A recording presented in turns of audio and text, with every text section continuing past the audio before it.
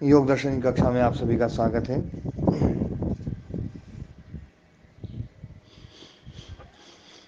नरेश जी ने एक प्रश्न पूछा है, दयाराम जी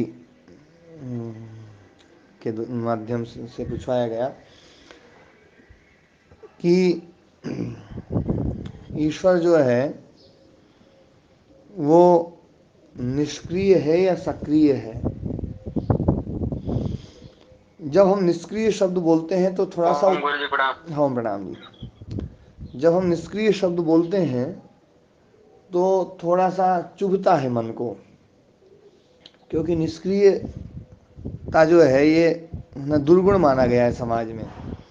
जैसे हम किसी के लिए बोलते हैं कि ये व्यक्ति सक्रिय है तो बड़ा अच्छा लगता है, और कैसे कहते हैं भैया ये आदमी तो बड़ा निष्क्रिय है, तो एकदम से ऐसा लगता है जैसे ये आदमी तो बिल्कुल निकम्मा है।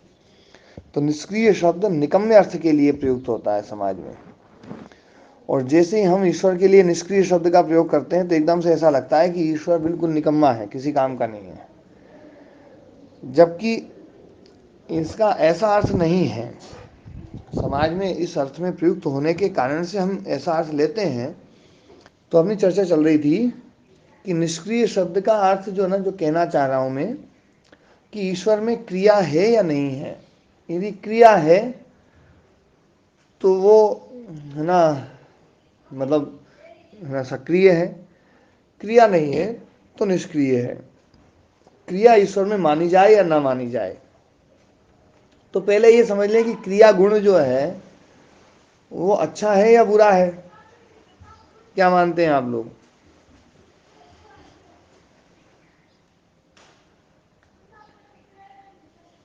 अच्छा है गुरुजी। नहीं।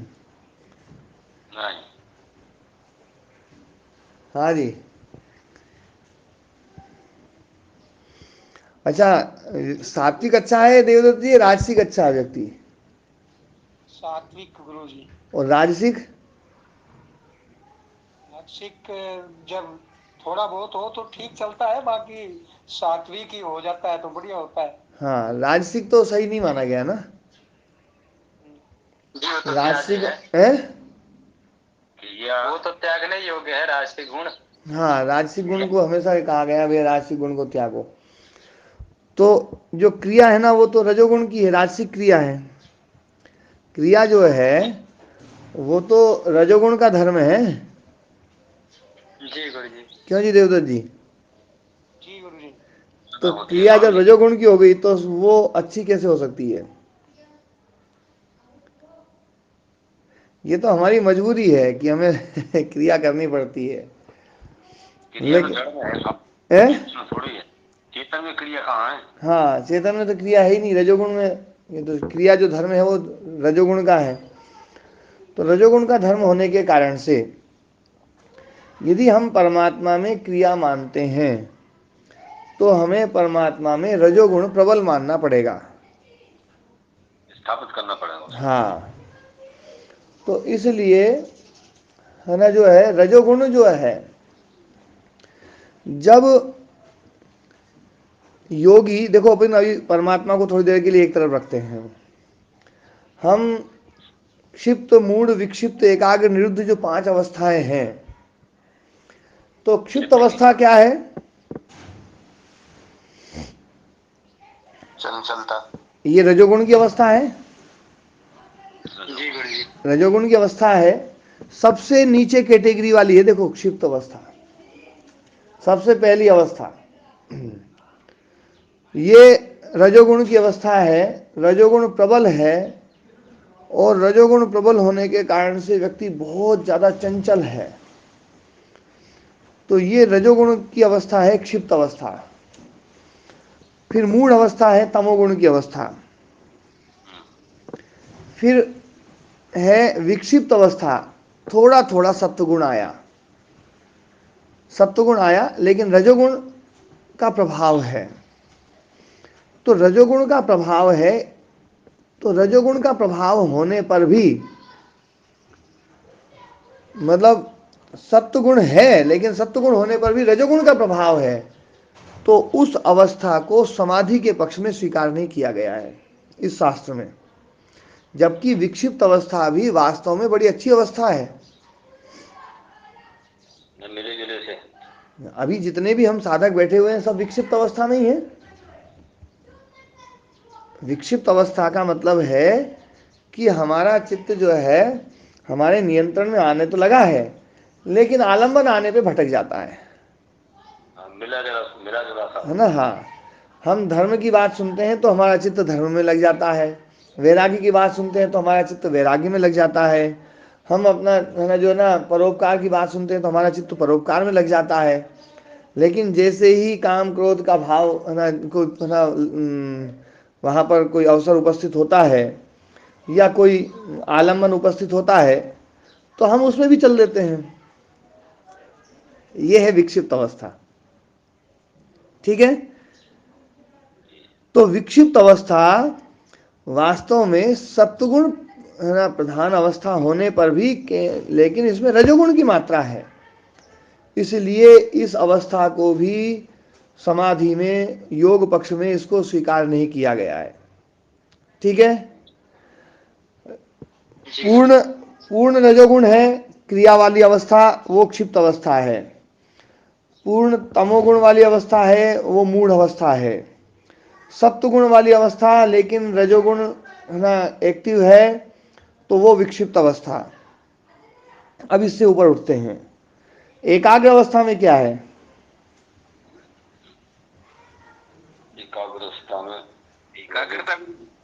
एकाग्र अवस्था में तीनों गुणों में कौन सा गुण है? सत्वगुण अधिक है। सत्वगुण अधिक है या गुण भी होता है ना गुरु जी? सत्वगुण और तमोगुण भी होता है ना उसमें? ना, ये सत्वगुण है पूरा। सत्व है। ये जो है पूर्ण रूप से सत्वगुण अवस्था वाली अवस्था है एकाग्र अवस्था।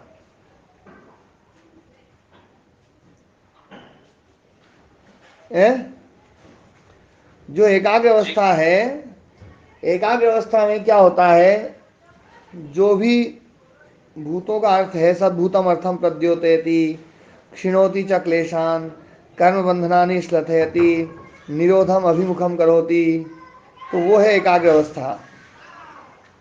वो क्या है? एकाग्र अवस्था। और वो पूर्ण रूप से सात्विक है।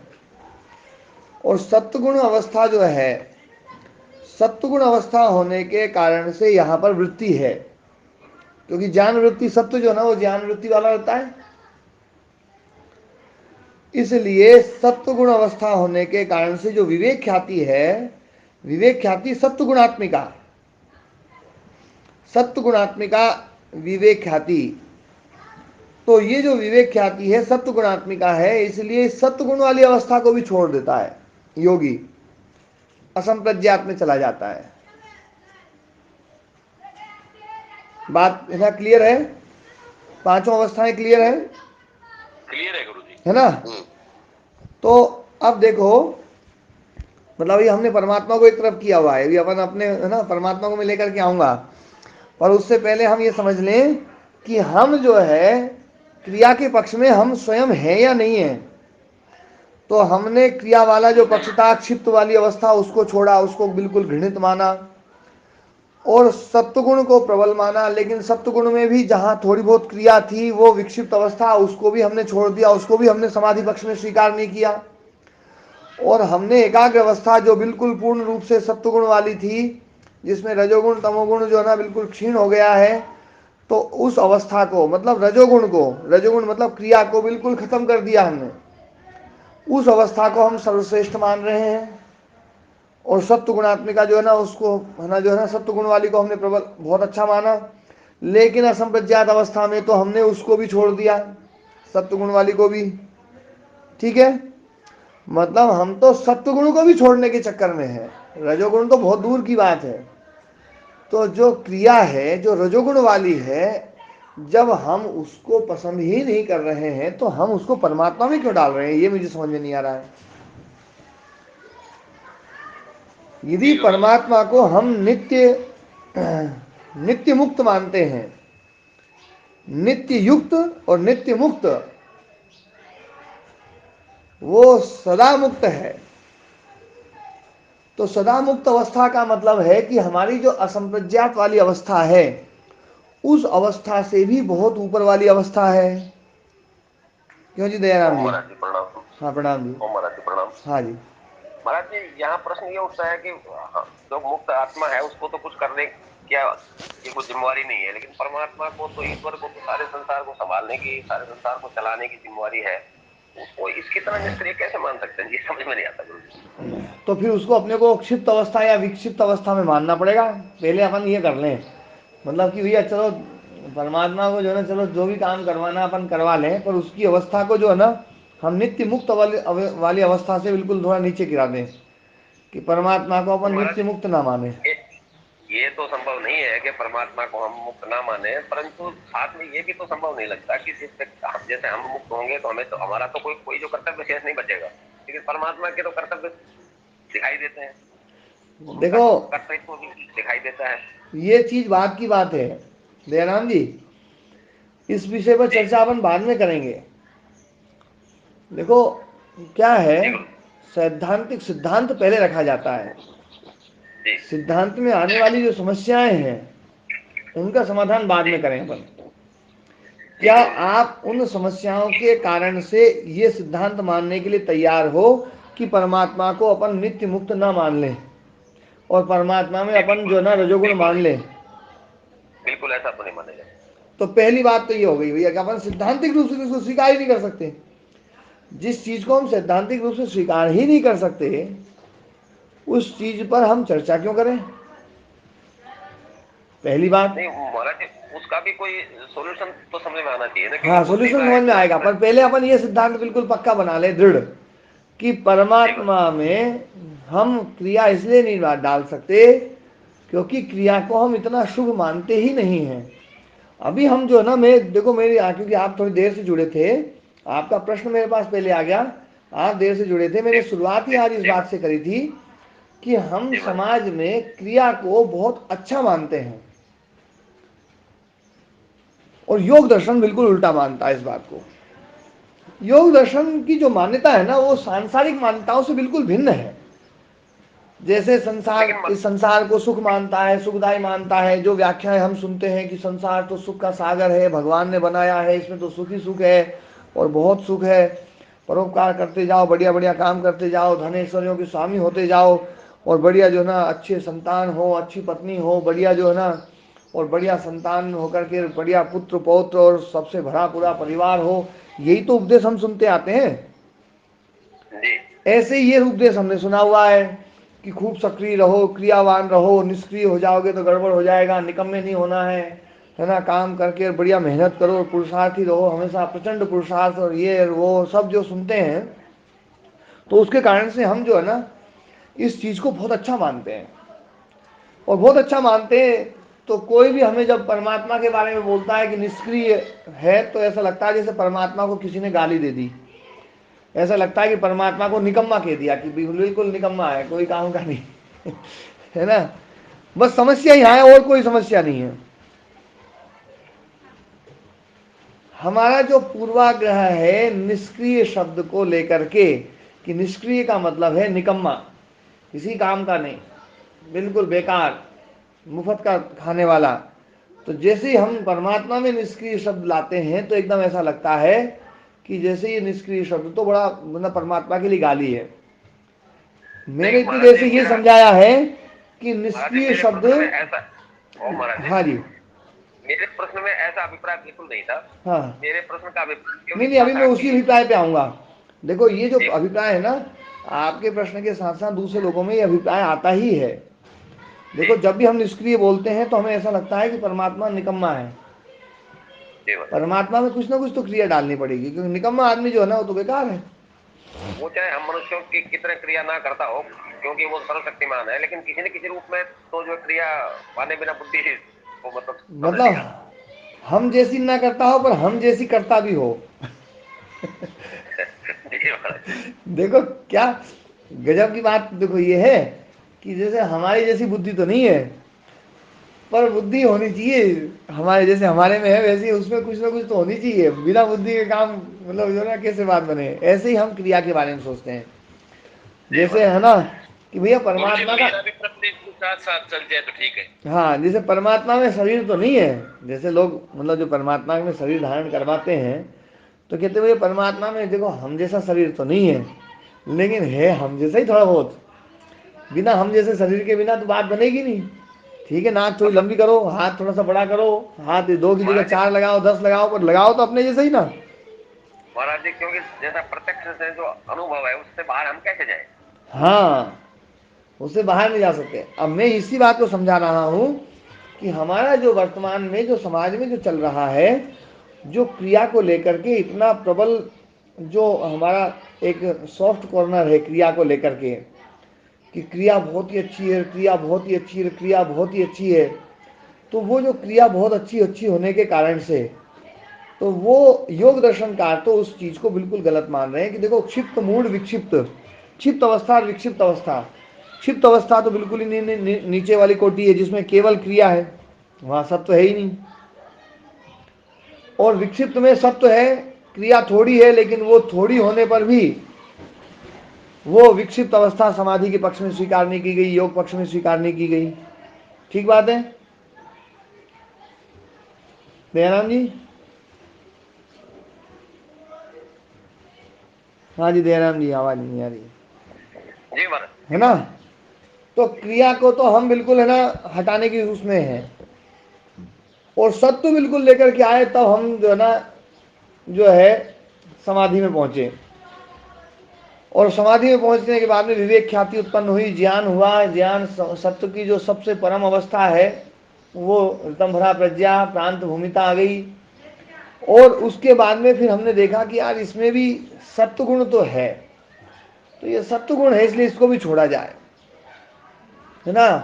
तो सत्व गुणात्मिका यम विवेक ख्याति, ये विवेक ख्याति सत्व गुणात्मिका है। अतः ताम अपनी निरुणद्धि, इसलिए उसको भी रोक देता है योगी। क्यों? क्योंकि सत्व गुणात्मिका है। देखो आप पहले अध्याय पहले पाद के दूसरे सूत्र में इसको मतलब यहाँ पर कहा गया है विवेक ख्याति सत्व गुणात्मिका है, इसलिए ताम अपनी ख्याति निरुणद्धि, उस ख्याति को भी रोक देता है। देखो मैं पेज खोल के बनाऊं, सत्व गुणात्मिका च यमतो विपरीता विवेक ख्याति इति, अतः तस्याम विरक्तम चित्तम तामपि ख्याति निरुणद्धि तदवस्थम संस्कारोपगम भवति स निर्बीज समाधि न तत्व किंचित संप्रज्ञाते इति असंप्रज्ञातः। वहां कुछ भी ज्ञात नहीं होता है क्योंकि सत्व ही नहीं रहा। ज्ञान तो तब होगा जब सत्व रहेगा, सत्व का गुण है ना ज्ञान, है ना? तो हम तो सत्व को हटाने के चक्कर में है, तो परमात्मा में हम ये तीनों गुण कैसे डालें, ये मेरा प्रश्न है। कि परमात्मा में जिस क्रिया को हमने समाधि के रूप में स्वीकार ही नहीं किया, उस क्रिया को परमात्मा में डालना तो देखो ये सही नहीं है। हाँ, अब परमात्मा बात ये है कि परमात्मा के बिना उसमें क्रिया के काम कैसे होता है? महाराज इस प्रकार के जो प्रसंग आते हैं, हाँ। यतो वायुमानि भूतानि जायन्ते येन जातानि जीवन्ते यत् पर्यन्त्यापि संविशन्ते, ऐसा व्यवहार संभव नहीं लगता, इसलिए ये प्रश्न उठते हैं गुरु। हाँ, ये सारी जो ऋचाएं हैं, सब ऋचाएं जो है ना ये यूं समझाने के लिए है कि उसकी उपस्थिति मात्र से सब कुछ हो रहा है। देखो मैं बिल्कुल एकदम क्लियर हूं इस विषय में, और ये सब चीजों बहुत विचार किया है कि परमात्मा में क्रिया किसी भी प्रकार से नहीं घटेगी। इसीलिए देखो क्लियर होना चाहते हैं आपके आशीर्वाद से। जी जी, ओम गुरु है ना? 1 मिनट और थोड़ा सी बाद में और बोल दूं। जब ईश्वर के स्वरूप की चर्चा योग दर्शनकार ने करी तो कर्म को एकदम हटा दिया, क्लेश कर्म विपाक आशय इससे अपरामृष्ट। कर्म वहां पर क्रिया ही है, जब भी क्रिया होगी तो शुक्ल अशुक्ल निश्चित यही काम होंगे। तो महाराज जी वहां इसका अर्थ अधिकतर लोग उसका अर्थ निष्काम कर्म से ले लेते हैं कि वो सकाम कर्म नहीं होते, निष्काम कर्म होते हैं। देखो मैं जो है ना जिस बात की तरफ इशारा कर रहा हूं ना कि रजोगुण जो है ना वो क्रिया का धर्म है, रजोगुण का धर्म है क्रिया।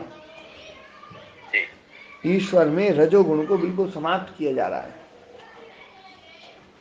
है ना? क्लेश है अविद्या, तमोगुण, तमोगुण रजोगुण,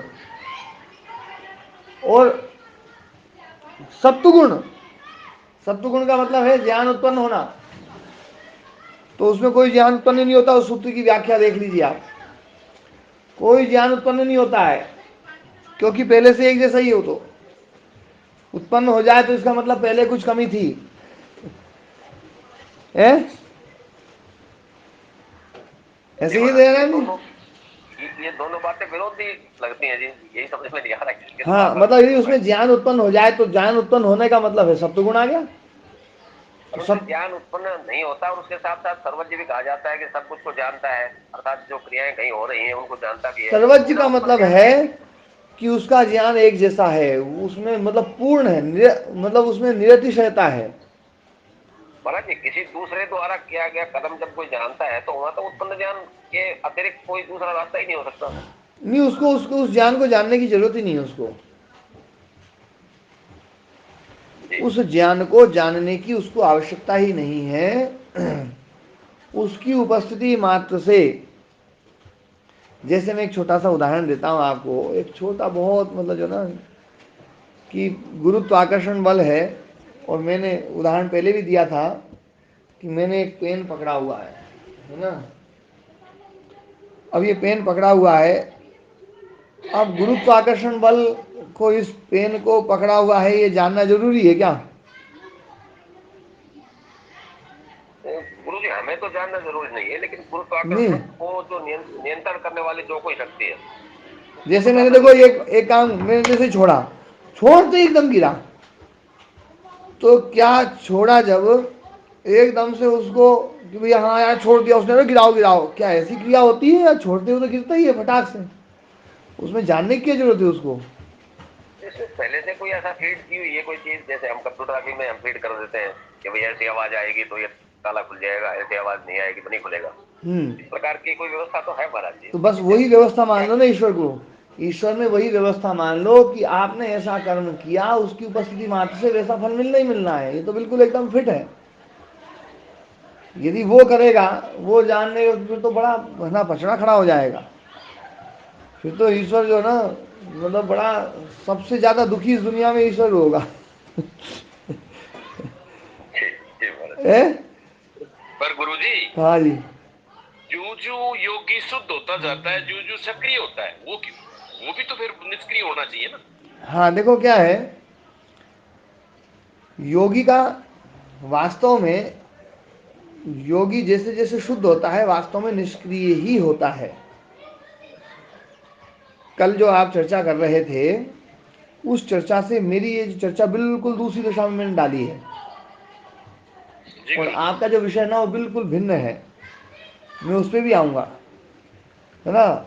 लेकिन एक बार ये वाली जो चर्चा है ना, ये एक बार मैं करता हूँ पहले, कि परमात्मा में जब हम क्रिया डालने का प्रयास करते हैं तो परमात्मा को हम अल्प सामर्थ्य वाला बना लेते हैं। परमात्मा को कुछ हम जनाने का प्रयास करते हैं कि परमात्मा कुछ जाने, तो परमात्मा कुछ जाने तो हम परमात्मा को अल्प सामर्थ्य वाला बना लेते हैं। और परमात्मा जाने जब ये हम करते हैं, और परमात्मा कुछ करे जब हम ये करवाते हैं, तो हम उसमें परिणाम भी डाल देते हैं, जबकि परमात्मा अपरिणामी है। ये तो आप सब मानते होंगे ना, परमात्मा अपरिणामी या परिणामी है?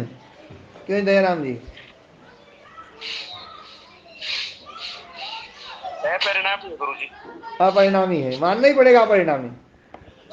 परमात्मा को अपरिणामी हमें मानना ही पड़ेगा। परिणाम धर्म जैसे ही आएगा वैसे ही उसका नित्यत्व खत्म होगा,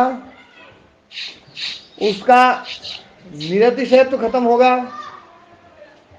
उसकी व्यापकता समाप्त होगी, उसकी मतलब जो ना उसकी शक्तियां जो है ना कम हो जाएंगी।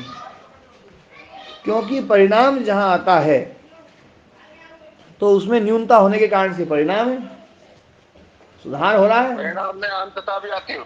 हाँ, अंतता भी आएगी, अंतता आएगी, परिणाम में अंतता आएगी। हाँ, उसकी अनंतता खत्म हो जाएगी, परिणाम में क्रिया हो जाएगी ना। हाँ। तो परिणाम आने पर क्या होगा, एक तो उसकी जो पूर्णता है वो समाप्त हो जाएगी, क्योंकि पूर्ण नहीं है, फिर तो उसकी क्रिया की जरूरत पड़ रही है उसको। कुछ जानने की जरूरत पड़ रही है, पहले नहीं जाना था इसलिए तो जाना गया है। क्रिया क्या करती है? क्रिया या तो किसी चीज को ठीक करती है या किसी चीज को बिगाड़ती है, दो ही तो काम करती है उसका, और तीसरा काम क्या है? क्यों जी दयाराम जी? जी गुरु जी। ओम महाराज। हाँ ओम जी। भाई ये बातें तो आपकी बिल्कुल ठीक समझ में आ रही है, लेकिन फिर भी निष्कर्ष नहीं निकल पा रहा। देखो निष्कर्ष तो देखो, मैंने कहा था ना कि थ्योरी तो मैं पढ़ा सकता हूँ, वो तो प्रैक्टिकल में निष्कर्ष निकलेगा। पर ये बात बिल्कुल समझ लीजिए कि जब हम कोई क्रिया डालते हैं, मान लीजिए क्रिया डाली तो या तो कोई चीज गड़बड़ थी उसमें ठीक करने के लिए, या ठीक थी उसमें कुछ गड़बड़ हो गई, तभी क्रिया, क्रिया का दो ही काम है। इसी प्रकार से ज्ञान जो उत्पन्न हुआ है, तो या तो पहले नहीं था ज्ञान, वो अब हो गया, या पहले सही था कुछ गड़बड़ हो गया, है ना। आप लोगों ने जो योग दर्शन पढ़ा है उसमें कुछ ज्ञान हुआ है, तो दो ही बात है, या तो पहले ज्ञान सही होगा अब गड़बड़ हो गया होगा या पहले गड़बड़ होगा अब सही हो गया होगा, इसके अलावा तीसरा तो कोई पक्ष नहीं ना। अब सही हो गया महाराज जी। महाराज जी हाँ आप सही हो गया, ये बात अपन बोलते हैं, दूसरे लोग तो ये बोलते होंगे कि यार ये राम कुमार जी बिगड़ गए हाँ देखते हैं। हाँ, तो देखो क्या है, कोई भी चीज जब जिसमें भी परिणाम होगा, मतलब ज्ञान उत्पन्न हो या क्रिया उत्पन्न हो, तो ये बिल्कुल पक्का है कि उसकी पूर्णता भंग हो जाएगी। या तो उसमें कुछ सुधार हुआ है या सुधरा हुआ था वो बिगड़ गया, तो सुधार हुआ है तो भी पूर्णता नहीं रही, और बिगड़ गया तो बिल्कुल गड़बड़ हो गया। इसलिए परमात्मा में हमें कोई ज्ञान उत्पन्न करने वाली जो प्रोसेस है ना वो हमें रोकनी पड़ेगी, और परमात्मा में कोई क्रिया करने वाली जो प्रोसेस है वो भी रोकनी पड़ेगी। और ये प्रोसेस तो हम जो है हाँ, योगी में भी रोकते हैं, असंप्रज्ञात अवस्था में कोई चीज की जरूरत नहीं है। तो जब हम ये इसमें रोक लेते हैं, यहाँ तो महाराज जी ये तर्क उठता है बुद्धि में बार बार कि योगी को तो कुछ क्रिया की आवश्यकता है नहीं मुक्त होने के बाद, की स्थिति होने के बाद, और लेकिन ईश्वर को तो निरंतर आवश्यकता पड़ती है। नहीं देखो क्या है, योगी को जरूरत नहीं है तो ईश्वर को, तो ईश्वर तो उससे बड़ा योगी है, महायोगी है, परम योगी है, उसको तो और कोई जरूरत नहीं है। ये तो बाद में योगी बनाए, वो तो सदा योगी है। वो तो सदा योगी है लेकिन महाराज जी एक तो नियामक है और एक जो नियंत्रित है।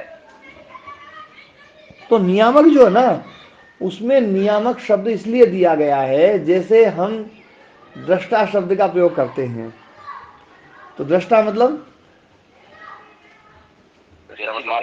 देखने वाला, तो क्या देखता है आत्मा? वहाँ ज्ञान मात्र करना पड़ेगा महाराज जी। हाँ ज्ञान मात्र नहीं, पर अभी एक बात और कह रहा हूँ, जैसे जैसे पुतले में हम कहते ना कि पुतला देख रहा है, या पुतला डरा रहा है, पुतला रुला रहा है, तो ये क्या है? ये सारे जो शब्द है ना, वो शब्द हमने उसकी उपस्थिति मात्र से जो क्रियाएं हो रही हैं दूसरे लोगों में, उसमें नहीं हो रही है, दूसरों में हो रही है, उसके कारण से हमने ये शब्द ना दे दिए हैं।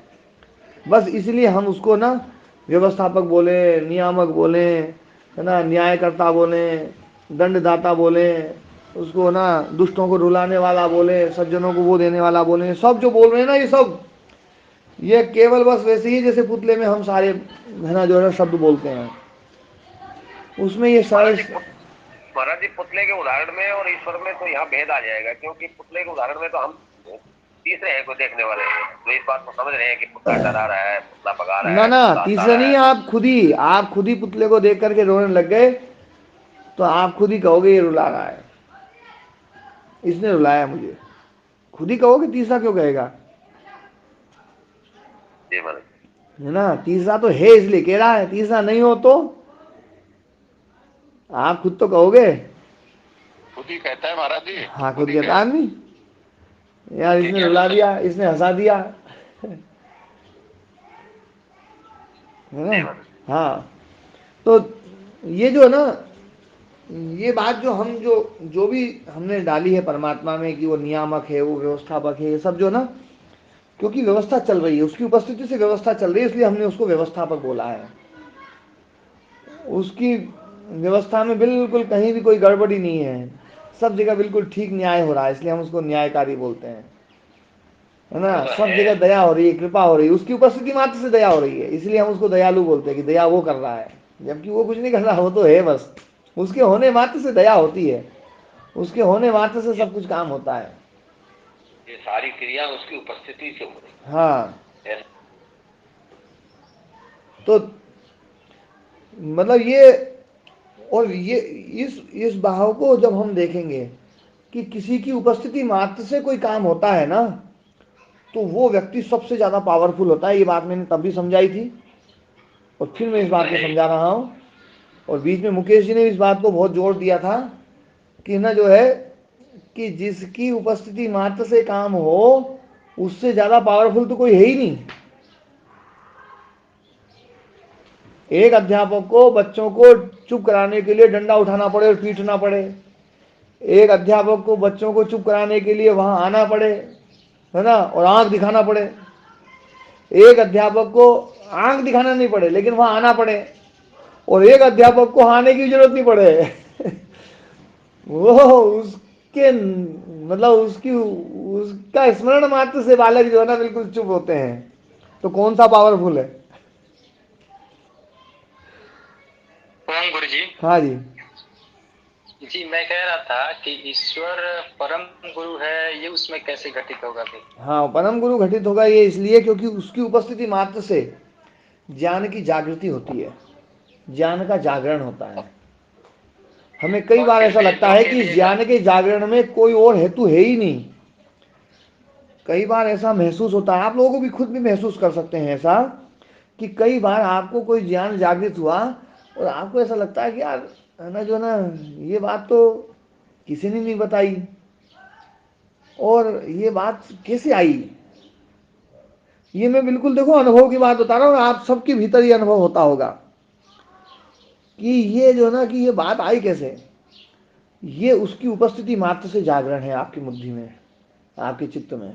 तो कई गुरु जी, कई बार ऐसी गलत चीजें भी तो आती हैं, तो वो कैसे हाँ, आती जो हैं गलत फिर? चीजें आ रही हैं उसमें आप यदि देखेंगे तो आपके जो संस्कार हैं वो संस्कार उसमें कारण है। अच्छी चीजें भी तो अच्छे संस्कार के कारण से आ यदि सकती हैं, अच्छी ऐसा भी चीजें तो अच्छे माना संस्कार जाता के कारण से यदि हम ऐसा माने, तो हमें ये मानना पड़ेगा कि हम पहले योगी थे, हम निरोध अवस्था में पहले पहुंच गए थे, हम पहले तत्वज्ञानी हो चुके थे, हमने इस पूरे ब्रह्मांड को पहले जान लिया था, है ना, फिर भूल गए फिर भोगी बन गए। है। ऐसा भी तो संभव नहीं है। ऐसा संभव नहीं ना। नहीं। हाँ, तो इसका मतलब ये मानना पड़ेगा कि उसकी उपस्थिति से ये जागरण हो रहा है, क्योंकि ज्ञान का तो गुरु जागरण यदि एक जी बार जो हो जाए ना, तो फिर जो है ना, फिर फंसना नहीं पड़ेगा। इसलिए वो परम गुरु है। ज्ञान का जागरण जो है ना वो उसके कारण से है। बाकी जो हम जो मान रहे हैं कि जैसे हमारे भीतर काम उत्पन्न हो गया, क्रोध उत्पन्न हो गया, तो ये हमें स्वाभाविक रूप से दिखता है कि हमने पहले कर रखा है काम, तो इसके जागरण में वो हेतु नहीं है। इसमें अविद्या रहेगी हेतु महाराज जी। इसमें अविद्या हेतु रहेगी। अविद्या, क्लेश, है ना, संस्कार, सब जो है ना वो सब हेतु रहेंगे। लेकिन ज्ञान के जागरण में जो हेतु है ना वो परमात्मा है, उसकी उपस्थिति मात्र, उसकी उपस्थिति मात्र से आपके भीतर जो ज्ञान का जागरण, ये सबके भीतर महसूस हुआ होगा। कई बार ऐसा लगा होगा कि बिल्कुल एकदम से जो है ना, जैसे वो कहते हैं ना कि ना जो है आर्कमिडीज जो है टब में बैठा हुआ था नंगाई, और एकदम से ज्ञान का जागरण हो गया, वो नंगाई भाग पड़ा, है ना, जी सुनिए ना जी। कहानी। तो कभी जो मिथ्या जो ज्ञान है गुरु जी, तो वो जो ज्ञान है हम उसको पहले कभी प्रकट हुआ था क्या? वो तो प्रथम नहीं जागरण ही क्यों मानना होता पड़ेगा। नहीं। जी जी है? जी, लेकिन ये हो जाता ना कि कौन सा ज्ञान मिथ्या है, कौन सा ज्ञान मिथ्या नहीं है, ये भी तो इसमें नहीं हो पाता। और जो मिथ्या है उसे हम कर्म अपने कर्माशय से माने, और जो सत्य ज्ञान है वो हम ईश्वर से माने, ऐसा बड़ा हाँ, तो कुछ इसमें जो है ना अस्पष्टता हो जाता है। थोड़े दिन में हमें पता चलने लग जाता है, इस विषय में फिर हमें ऋषियों की बात माननी पड़ती है। फिर हमें ऋषियों की बात माननी पड़ती है, और जो ऋषियों ने जो ये बात कहा है ना कि ये जो अपौरुषेय ग्रंथ हैं, वेद, ये जो ज्ञान है ना, ये वास्तव में उनको महसूस हुआ होगा कि यार ये ज्ञान तो हमारे में आ ही नहीं सकता है, ये ज्ञान है ना जो है ये उस परम गुरु की उपस्थिति मात्र से हुआ है। और ये प्रारंभिक जो ज्ञान है, कोई भी ज्ञान जो प्रारंभिक ज्ञान होता है, वो प्रारंभिक ज्ञान का ना जागरण करता तो वही है, उसकी उपस्थिति मात्र से जागरण होता है। तो बस इस रूप में हम जो ना उस जब ये बात सोचते हैं तो उसके प्रति हम कृतज्ञता से भर जाते हैं, और हम जो कृतज्ञता से भरते हैं तो वो कृतज्ञता ही हमें पात्र बनाती है, वो श्रद्धा हमें पात्र बनाती है, ये पात्रता विकसित होती है। ये तो गुरु जी फिर जो कुरान है वो भी कहते हैं कि हमारे ये ईश्वर हमारे अल्लाह से हुआ। देखो एक बात समझने की है, या फिर बाइबल है, ये सब यदि वो अविद्याकृत नहीं है, यदि उसमें कोई अविद्या नहीं है, कोई क्लेश नहीं है, राग द्वेष से रहित है, राग द्वेष से रहित। देखो वेदों की बात जो है ना, महर्षि स्वामी दयानंद सरस्वती जी महाराज जी जो ना बार बार ये कहते हैं कि राग द्वेष से रहित ज्ञान है, अविद्या से रहित ज्ञान है ना, क्लेशों से रहित ज्ञान है, इसलिए वेद जो ना अपौरुषेय है। ये जो बात कही जा रही है ना, ये बहुत बड़ी बात है, ये पते की बात है। कोई भी शास्त्र आपको जब ये आप देखें उसमें यदि राग द्वेष रहित आपको ज्ञान मिले तो समझ लेना कि ये है ना, ये जो ना ये अपौरुषेय है। वो बात बिल्कुल सही कह रहे हैं। आप कुरान को पढ़ो, यदि राग द्वेष से रहित दिखे आपको, राग द्वेष से रहित दिखे तो मान लेना, राग द्वेष दिखे तो मान लेना कि ये तो है ना जो ना भ्रम फैलाया जा रहा है।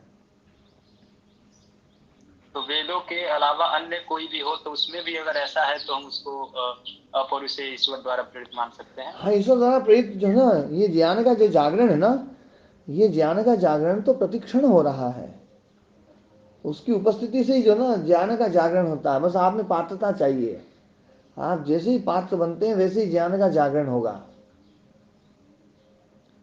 इसलिए भक्ति मार्ग जो है ना, इसलिए ईश्वर की कृपा जो है ना, देखो अभी थोड़ा वो 1-2 सूत्र पहले ही आया था ना, कल ही तो आया था, ईश्वर प्रसाद से जो है ना, ईश्वर की कृपा से जो है अगली भूमि में आप ना पहुंचे हैं। तो ईश्वर की कृपा से मतलब परिधान को गुरुजी बहिरंग साधन मान लिया गया, फिर ये चीज थोड़ी सी हाँ बहिरंग साधन है, बहिरंग साधन जरूर है। देखो अंतरंग साधन तो जो है ना, बहिरंग साधन से ज्ञान उत्पन्न होगा, और वो जो ज्ञान है ना, वो ज्ञान मुक्ति तक पहुंचाएगा, ज्ञान है अंतरंग साधन। लेकिन बहिरंग साधन है तो बहिरंग साधन होने का मतलब ये नहीं है कि बहिरंग साधन कोई खराब है, वो निकृष्ट है, ऐसा नहीं है। देखो मैंने पहले बताया था, ज्ञान मार्ग और भक्ति मार्ग में, भक्ति मार्ग कोई गलत मार्ग है ऐसा नहीं है। हाँ, भक्ति मार्ग भी हमें ज्ञान मार्ग की तरफ लेकर के जाएगा, ये बिल्कुल पक्का है, इस बात को समझ लीजिए। मुक्ति तो ज्ञान से ही होगी, ठीक है ना। जी जी देवदत्त जी। हाँ जी गुरु जी, एक तो यही बात आ रही है और बातें 2-3 पैदा होगी दिमाग में। एक तो यही आ रही है कि ज्ञान ही सब कुछ कर देगा, लेकिन जैमिनी जो हुआ, व्यास जी का शिष्य था, वो आस्तिक था, और वो भक्ति को ही अपनाया, लेकिन ज्ञान भी जरूरी है, ज्ञान उनसे प्राप्त किया और भक्ति में चला गया, और उन्होंने अपना शास्त्र भी लिखा। ऐसे ही अगर ज्ञान मिल जाए तो भक्ति का मार्ग प्रशस्त हो जाता है, और भक्ति उसी लक्ष्य की तरफ पहुंचा देती है, वो जल्दी पहुंचाती है मेरे ख्याल में तो। और ज्ञान थोड़ा विलंब करता है, ये एक तरह से थोड़ा नीरसता इसमें होती है। तो मेरा निवेदन ये था कि ज्ञान के साथ भक्ति का समावेश कर दिया जाए, यानी ऋत के साथ साम मिला दिया जाए तो श्रेष्ठ होगा। और ये तो शायद आप में क्वालिटी हम उम्मीद करते होंगे। नहीं, मैं देखो हमेशा जो है ना, भक्ति मार्ग की जब बात आती है तो मैं बहुत अच्छे से बोलता हूँ। भक्ति की बात है ना, भक्ति मार्ग तो अद्भुत है। और गीता भी जो है ना, केवल कोरे ज्ञान मार्ग से ना निवृत्ति की तरफ नहीं ले जाती है। आप गीता को देखो, दर्शनों को देखो, किसी भी दर्शन को देख लो, आप जो है ना भक्ति की बात जरूर करेंगे, वो है ना। जो अभी देख नहीं पा रहा हूँ वो बात ये थी कहने की कि भक्ति में एक भाव पक्ष बहुत प्रबल होता है जी। वो उससे संबंधित बातें, उससे संबंधित जो भी आप कुछ कह सके, सुना सके, वो चीजें। देखो मैं है ना, जब आप लोग भक्ति की बात करते हैं तो मैं भक्ति को बहुत श्रेष्ठ बताता हूँ, बिल्कुल पक्का है। लेकिन जब कोई ये मुझसे सोचे कि गुरुजी आप ज्ञान मार्ग और भक्ति मार्ग में ज्ञान मार्ग से भी ज़्यादा श्रेष्ठ भक्ति मार्ग को बता दो, तो वो मुझे थोड़ा सा वो लगता है। इसमें एक बात ही जरूर कहता हूँ मैं, ज्ञान जो है ना ये इतना प्रबल वो है कि जैसे किसी कमरे में कोई अंधेरा है और वो अंधेरा 1000 साल का हो, लाख साल का हो, करोड़ साल का हो, दीपक जला जलते एकदम खत्म। जिस क्षण दीपक जलेगा उसी क्षण, एक क्षण भी नहीं लगाएगा। प्रकाश जो है ना अंधकार को नष्ट करने में यूं नहीं है कि वो प्रकाश होगा, फिर थोड़ी देर लड़ेगा, फिर थोड़ी देर वो होगा, फिर उसमें कुछ ताकत आएगी, फिर उसके बाद में अंधेरे को भगाएगा। ऐसा नहीं है। ज्ञान भी बिल्कुल ऐसा कैसे ही है। ज्ञान तो मतलब क्षण भी नहीं लगाता, जिस क्षण पैदा होता है उसी क्षण काम करना शुरू कर देता है। तो इतना प्रबल पक्ष जिसका है, मैं उसको कैसे कमजोर कहूं, है ना। इसलिए भगवान कृष्ण भी भक्ति की खूब बात करते हैं, लेकिन ज्ञान की बात, जब ज्ञान की बात आती है ना, नहीं ज्ञानात् सदृशम पवित्रम इह विद्यते, ज्ञान जैसा तो कुछ है ही नहीं, है ना। सारे यज्ञ बताए, द्रव्य यज्ञ, ज्ञान यज्ञ, सब भक्ति यज्ञ सब, पर उसमें ज्ञान यज्ञ तो सबसे विशेष है बोले, है ना। ज्ञान की महिमा खूब बताइए। तो जब ज्ञान और भक्ति की बात तुलना करेंगे ना, तब मैं तो देखो ये कहूंगा कि ज्ञान मार्ग श्रेष्ठ है। लेकिन भक्ति मार्ग की मैं निंदा नहीं कर रहा हूँ, भक्ति मार्ग को मैं कमजोर नहीं बता रहा हूँ। भक्ति मार्ग बहुत विशेष है, बहुत क्या, बहुत ही विशेष है ना। बहुत सारे साधक हैं जो ज्ञान अर्जन करने में अभी असमर्थ हैं, वो भक्ति मार्ग से चलेंगे ना तो वो आगे बढ़ेंगे। लेकिन भक्ति मार्ग भी उन्हें ज्ञान मार्ग की तरफ लेकर के जाएगा ही जाएगा। बिना ज्ञान के भक्ति बिल्कुल किसी काम की नहीं है। भक्ति से ज्ञान उत्पन्न होगा, पक्का है। ज्ञान ही उपलब्ध होगा ना। हाँ, भक्ति से ज्ञान उत्पन्न होगा। इसलिए भक्ति, श्रद्धा, श्रद्धा से ज्ञान, श्रद्धया अग्नि समिध्यते, श्रद्धावान लभते ज्ञानम तत्परा संयते इंद्रिय, है ना। श्रद्धा वीर स्मृति समाधि प्रज्ञा, श्रद्धा प्रज्ञा को पैदा करती है ना। तो प्रज्ञा क्या है, ज्ञान। तो ज्ञान का की सीढ़ियां हैं ये सब, और ये सीढ़ियां अपने आप में सब बहुत विशेष हैं। इनको कोई, मैं यूं नहीं कह रहा हूँ कि ये सीढ़ी कमजोर है, ये कमजोर है, ना, वो बहुत विशेष है। इसलिए ना भक्ति आवश्यक है, श्रद्धा बहुत आवश्यक है। इसलिए मैं तो जो ना, मेरे पाठ में जितने भी लोग बैठे हुए हैं सबके भीतर श्रद्धा जो है ना पहले से बड़ी है। ईश्वर के प्रति हो, चाहे गुरु के प्रति हो, चाहे शास्त्र के प्रति हो, है ना। सब में जो है ना, यदि एक भी साधक ऐसा हो जिसमें श्रद्धा कम हो गई हो, घट गई हो, तो मैं मानूंगा कि हाँ गड़बड़ पड़ा गया, मैंने गड़बड़ वो कर दिया, है ना। जो है श्रद्धा तो पैदा करनी ही पड़ेगी, श्रद्धा बहुत आवश्यक है, भक्ति भी बहुत आवश्यक है। और ईश्वर प्रणिधान के बारे में जब बात करता हूँ मैं, देखो मैं तो बिल्कुल बहुत कृतज्ञता से भरा हुआ रहता हूँ। कितना, है ना, जो ना कि उसकी बिना उपस्थिति के तो हमारा मतलब मुक्ति में जाना संभव ही नहीं है, दुखों से छूटना संभव ही नहीं है। उसकी उपस्थिति है तब ज्ञान का जागरण है, ज्ञान का जागरण उसकी कृपा से है। इसलिए उसके प्रति तो हमेशा कृतज्ञता से भरे रहना चाहिए। ज्ञान मार्गी व्यक्ति भी ईश्वर विश्वासी होता है, ईश्वर के प्रति कृतज्ञ रहता है। यदि कोई ज्ञान मार्गी ईश्वर के प्रति कृतज्ञ नहीं है तो वो व्यक्ति वास्तव में जो है ना ज्ञान को उपलब्धि नहीं हो पाया है। हाँ जी महाराज जी, हम जब ये ईश्वर को निष्क्रिय वाली बात की तरफ ध्यान देते हैं तो इस प्रकार के जो मंत्र आते हैं वेदों के, जैसे अहम इदम स्वयं वदामि इष्टम देवे विरुद्धांशहि तम तम उग्रम कृणोमि तम ब्रह्मांडम तम ऋषिम तम सुवेदम, इस प्रकार के मंत्रों के बारे में क्या था? देखो ना दयाराम जी, अलग अलग कक्षाएं हैं, अलग अलग कक्षाओं में अलग अलग बातें बतानी पड़ेंगी, है ना। तो आप सीधे छोटे बच्चे को है ना, महाराज यहाँ स्वयं ईश्वर की वाणी ऐसा कह रही है कि अहम इदम स्वयं वदामि इष्टम देवे विरुद्ध मानुषैः तम तम उग्रम करणोमि तम ब्रह्मांडम तम ऋषिम तम सुमेधाम। इसमें एकदम स्पष्ट भाषा लग रही है कि परमात्मा स्वयं आश्वासन दे रहे हैं। ये बिल्कुल स्पष्ट भाषा लगती है। एक बड़े से बड़ा प्रोफेसर भी जो है ना, जब छोटे बच्चे को पढ़ाता है ना, तो ये बोलेगा देखो ये है अनार, ये अनार देखो, ये आ को बिल्कुल अनार बोलता है वो, और अनार की फोटो दिखा देता है। और उसके बाद सीधी अनार रखा हो ना, तो फोटो नहीं हो तो सीधा अनार ही दिखाएगा, देखो ये अनार, ये है, देखो ये जो आ है ना, ये अनार है, बताएगा। जी महाराज। और थोड़े दिन बाद थोड़े दिन बाद उसको कहेगा अब अनार मत पढ़ना, अब इसको आ ही पढ़ना। अनार अनार तो शुरू तो की लेता। तो महाराज जी साक्षात वेदवाणी को भी कैसा मान ले?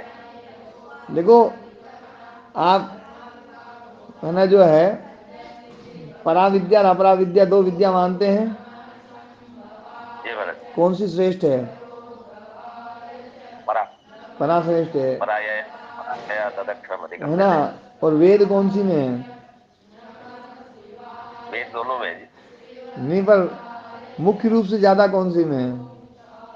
मुख्य रूप से तो अपरा में है। अपना में। ये बात बोलने में थोड़ा सा देखो आपको जोर तो लगा, पर मैं तो जो ना इसलिए इसलिए मैं इस बात को ना, क्योंकि यदि आप नहीं बोलोगे तो भी जो ना, वहां तो साफ साफ लिखा है कि ऋग यजु साम आदि जो ना, अथर्व सब जो ना, ये सब अपरा है। जी महाराज। लिखा वहाँ ही तो नहीं पूरा लिखा ही ले है? लिया, वहाँ तो पूरा ही ले लिया जी। हाँ आपने दोनों बता दिया, वहां नहीं बताया कुछ। शिक्षा कल्प व्याकरण आदि सारा ही ले लिया। सब ले लिया है। तो इसलिए जो है ना, मतलब अपरा है तो अपरा मानोगे तो फिर तो जो है ना भी उसको अपरा के रूप में स्वीकार कर लो, उसके हिसाब से जो है ना जो बात है वो मान लो। जी है? महाराज। ये तो हमें पहले पता था जी, आप मना के तो मानोगे। नहीं नहीं, मना के नहीं, मैं तो ऐसी बुद्धि में बैठ नहीं रहा महाराज जी, कोशिश करते हैं, कोई बात नहीं, आपका बहुत बहुत धन्यवाद। हाँ नहीं, बुद्धि में देखो क्या है, बुद्धि में बैठेगा। बस हमने को जो है ना, जो हमारे आग्रह हैं, हमारे आग्रह हैं, उन आग्रहों को हमें हटाना पड़ेगा। और अभी हमें इस शास्त्र के ऊपर पूरी श्रद्धा पूर्वक ये मानते हुए देखो, कर्म को तो हमें ईश्वर से हटाना ही पड़ेगा। कर्म यदि हमने ईश्वर में डाल दिए तो हम ईश्वर को छोटा बनाएंगे। अभी हमें ऐसा लग रहा है कि हम कर्म हटा देंगे तो ईश्वर छोटा हो जाएगा, इसलिए हमारी बुद्धि उसको स्वीकार नहीं कर रही। बस इतनी बात है, बाकी और कोई बात नहीं है दयानंद जी, है या नहीं ऐसा? गुरुजी ऐसा चलाते हैं, समझ में आ ही जाती है कोई लाइन पे। जी ये तो देखो इनकी महान मेधा है, महान मेधा को तो हम बार बार प्रणाम करते हैं, लेकिन हमारी समझ में तो आए नहीं। तो हम जो ना, हमारा ये आग्रह है कि हम जो ना यदि ईश्वर में कर्तृत्व तो नहीं डालेंगे तो ईश्वर छोटा हो जाएगा। इसके कारण से बस हम उसको बुद्धि में नहीं बैठने दे रहे हैं इस बात को। महाराज जी मेरे साथ कुछ ये ऐसा नहीं लग रहा, मुझे ऐसा लग रहा है महाराज जी कि हमें ईश्वर की तो हमें कोई चिंता नहीं, छोटा हो बड़ा हो जैसा भी हो, लेकिन सिस्टम तो समझ में आए। हाँ, तो सिस्टम समझने के लिए जो है ना, सिस्टम समझने के लिए जो एक उपस्थिति है, उपस्थिति भी कुछ काम, मतलब उपस्थिति से भी काम होते हैं। इस विषय पर आप थोड़ा सा आज चिंतन करके देखना कि उपस्थिति से ऐसा ऐसा विचार करना पड़ेगा कि ईश्वर की तो उपस्थिति है और ये माया ही अपना काम कर रही है सारा। प्रकृति ही काम कर रही है। हाँ, ये तीनों गुण जो है ना, गुण जो है ये बहुत खतरनाक हैं। हमने इनको बहुत कमजोर समझ रखा है। लेकिन हमने पुरानी इनको मान्यताओं के मुताबिक हमने गुरुजी इनको जड़ मान के ना इनको एक तरफ कर दिया। शायद ये समस्या है। हाँ, यही दोष है गुरुजी। ये ईश्वर की जो माया है, अनिर्वचनीय शक्ति है, और ईश्वर तो उपस्थित है, उसका प्रकाश सबको मिल रहा है, तो उसी से सब काम हो रहा है। वो एक भजन भी है ना कि तेरी उपस्थिति से सब काम हो रहे हैं। तो मैं ये निवेदन कर रहा था कि जैसे अभी संप्रज्ञा समाधि की बात आई, उसमें कोई क्रिया नहीं है। मैं ये निवेदन कर रहा था कि इस अक्रिया में भी क्रिया है कि नहीं मानते हैं? वही स्थिति ईश्वर में भी है। हाँ, असंप्रज्ञात में कोई भी क्रिया नहीं मानेगा। इस अक्रिया को क्रिया मानते हैं गुरुजी। ना ना, वहां पर जो है ना, देखो क्या है, संप्रज्ञात अवस्था जो है, संप्रज्ञात अवस्था में देखो सबसे सूक्ष्म क्रिया है चित्त की वृत्तियां। सबसे सूक्ष्म क्रिया है चित्त की वृत्तियां, और चित्त की जो वृत्तियां हैं वो चित्त की वृत्तियां वहां पर बिल्कुल रुक जाती हैं। बात देखो, एक बात समझने की है, असंप्रज्ञात अवस्था जो है ये किसकी है? क्या शरीर की है या चित्त की है? की है गुरुजी, चित्तात्मा की है ये तो। नरेश जी, गुरुजी चित्त की है, शरीर की तो नहीं है ना बिल्कुल। हाँ, ये बात समझने की, जब ये बात समझ में आ जाएगी ना, तो असंप्रज्ञात अवस्था में शरीर में घट रही क्रिया को आप असंप्रज्ञात की क्रिया नहीं मान सकते हैं। कि शरीर बैठा है, शरीर लेटा है, शरीर सांस ले रहा है, शरीर में खून दौड़ रहा है, हृदय धड़क रहा है, ये तो सब क्रिया हो रही। बोले तो बोले ये क्रिया तो हो रही है, तो ये शरीर, ये तो शरीर की हो रही है। क्या संप्रज्ञात शरीर का धर्म है? असंप्रज्ञात क्या शरीर का धर्म है या चित्त का धर्म है? असंप्रज्ञात चित्त का धर्म है, और चित्त वहां पर बिल्कुल क्रियाहीन हो गया है।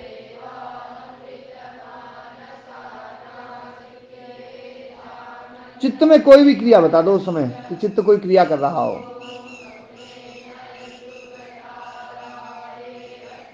गुरुजी बस ये पूछ रहा था, अब चित्त अक्रिय हो गया तो फिर शरीर सक्रिय कैसे होगा? हाँ, शरीर सक्रिय जो होता है ना, वो होता है शरीर की प्राण शक्ति के कारण से, शरीर की प्राण शक्ति के कारण से, शरीर के धर्म के कारण से। शरीर के धर्म, शरीर की प्राण शक्ति, उसके कारण से शरीर में क्रिया रहेगी। प्राण शक्ति से क्रिया होती है। महाराज जी, प्राण शक्ति फिर क्या चित्त के नियंत्रण में नहीं है? चित्त के नियंत्रण में सब कुछ है, लेकिन चित्त पहले जब है ना, जब असंप्रज्ञात अवस्था में जाता है तो चित्त उनको नियंत्रण करने की बजाय स्वयं जो है ना वृत्ति रहित हो जाता है, स्वयं शांत हो जाता है, स्वयं शांत हो जाता है। उस समय चित्त के रूप में जो जो ढल सकते हैं वो तो ढल जाते हैं। तो वो कौन से ढलते हैं? वो इंद्रियां ढलती हैं। वहां आया था ना, इंद्रियां तदाकारानुकार जो है ना, कि उसकी आकार वाली हो जाती है इंद्रियां। वहां पर शरीर को चित्त आकार नहीं बताया है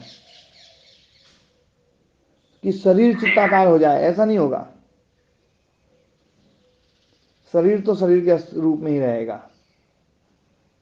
शरीर के फिर महाराज जी ये प्रश्न उठेगा कि यदि वहां चित्त तो निष्क्रिय हो गया और शरीर का नियंत्रण चित्त ही है, तो अब इसको नियंत्रित कौन कर रहा है?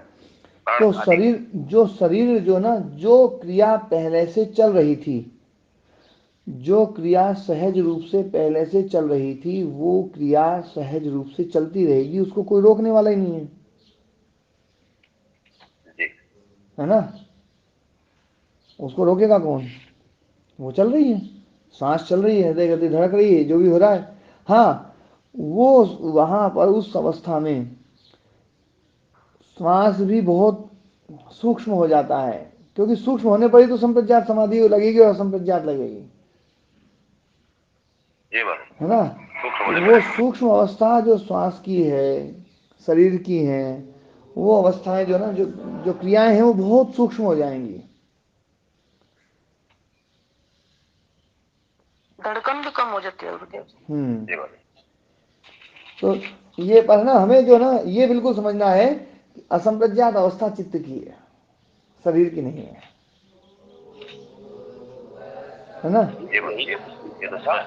हैं?